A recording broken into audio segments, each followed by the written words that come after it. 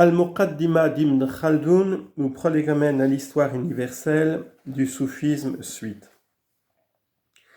Quelques auteurs ont entrepris de dévoiler la nature des choses existantes et de fixer l'ordre véritable dans lequel elles ont paru, et dans cette tâche ils ont adopté la théorie des partisans des apparences, ou mazahir en arabe. Les notions qu'ils fournissent à ce sujet sont plus obscures les unes que les autres, surtout si on les compare avec les indications fournies par les docteurs orthodoxes, qui dans leurs recherches spéculatives s'en tenaient à la terminologie reçue et aux sciences déjà établies. Al-Farghani nous est un exemple des premiers. Dans la préface qui accompagne son commentaire du poème mystique d'Ibn al-Farid, il expose la manière dont ce qui existe a émané de l'agent qui est Dieu et indique l'ordre dans lequel tout a paru. Ce qui existe émane, dit-il, de l'attribut de l'unitisme, wahda, lequel fait émaner l'unéité. Et tous deux émanent ensemble de la noble essence, ou l'être suprême, qui n'est ni plus ni moins que l'unité même. Les mystiques désignent cette émanation, sudur, par le terme manifestation. La première des manifestations, selon eux, est celle de l'essence qui se montre à elle-même. Elle renferme la perfection qui implique la faculté de faire exister et de faire paraître, ce qui est conforme à une parole qui accourt parmi eux et qu'ils attribuent à Dieu, à savoir « J'étais un trésor caché, et voulant être connu, j'ai créé les créatures afin qu'elles me connussent. » Cette perfection consiste dans la faculté de faire exister, laquelle est descendue d'en haut pour se manifester dans ce qui existe, et jusque dans les détails de la nature réelle des choses existantes. Cela forme, selon eux, le monde des réalités, la présence amayenne, Rama'a, et la vérité mohammadienne. Là-dedans se trouvent les vérités au caractère réel des attributs du tableau sur lequel sont inscrits les décrets divins, du kalam qui a servi pour les écrire, de tous les prophètes et envoyés célestes et de la perfection du peuple mohammadien. Tout cela forme des parties distinctes de la vérité mohammadienne. De ces vérités, il en émane d'autres qui concernent la présence hibayenne, qui dans cette échelle est le degré de la représentation. De là procède le trône, puis le siège, puis les sphères, puis le monde des éléments, puis le monde de la combinaison.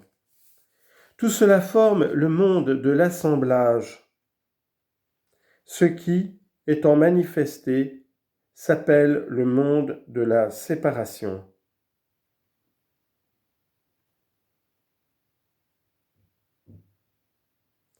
Fin de l'extrait. Cela s'appelle le système des manifestations ou des apparences ou des présences. Ceux qui procèdent par la voie de la spéculation et du raisonnement ne sont pas faits pour comprendre ce genre de langage, tant le sens en est obscur et impénétrable. Combien le style des hommes aux extases et à la contemplation mystique diffère de celui des personnes qui se guident par le raisonnement et par la démonstration. Il nous semble même que la loi divine condamne ce système, puisqu'elle ne renferme aucune disposition qui puisse nous faire soupçonner une telle suite de manifestations. Quelques soufis d'une autre classe sont allés jusqu'au point d'affirmer l'identité wahda, absolue de Dieu avec le monde, principe plus difficile à concevoir que le précédent et plus étrange dans ses résultats. Ils prétendent que tout ce qui existe renferme dans ses diverses parties certaines puissances ou facultés dont la nature réelle des êtres dépend, ainsi que leur forme et leur matière. Les éléments tiennent leur existence des puissances qu'ils renferment, et la matière de chaque élément renferme en elle-même une puissance qui l'a fait exister. Dans les êtres composés se trouvent encore les mêmes puissances jointes à celle qui a opéré la composition de ces êtres. Ainsi, pour en donner des exemples, les minéraux renferment leur puissance constituante jointe à celle des éléments et de la matière, en grec houlé, des éléments. La puissance qui constitue les animaux est jointe à celle des minéraux. La puissance qui constitue le caractère de l'espèce humaine est jointe à celle qui fait l'animalité.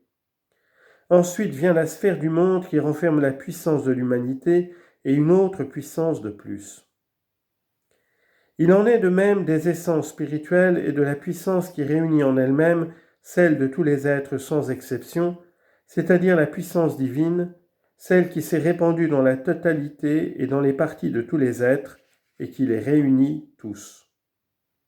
Elle les entoure, non pas seulement dans leurs états de manifestation et de recèlement, dans leur forme et dans leur matière, mais aussi de tous les côtés.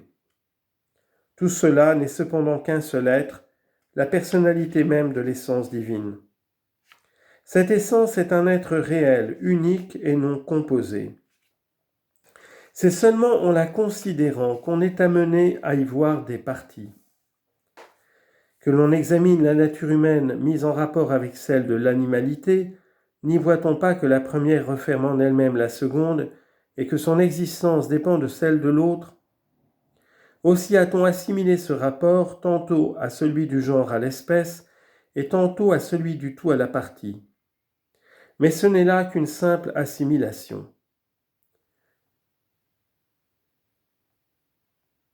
On voit que dans tout cela, ces soufis évitent à dessein ce qui pourrait donner l'idée de combinaison et de pluralité.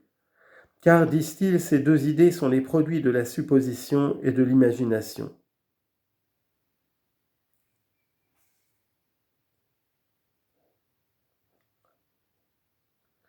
Il paraît, d'après un discours dans lequel Ibn Zahrqan traite de ce système, que leur doctrine au sujet de l'unité, Wahda, est absolument semblable à celle des philosophes au sujet des couleurs. Leur existence, disent-ils, dépend de la lumière. Si la lumière n'existait pas, il n'y aurait pas de couleurs.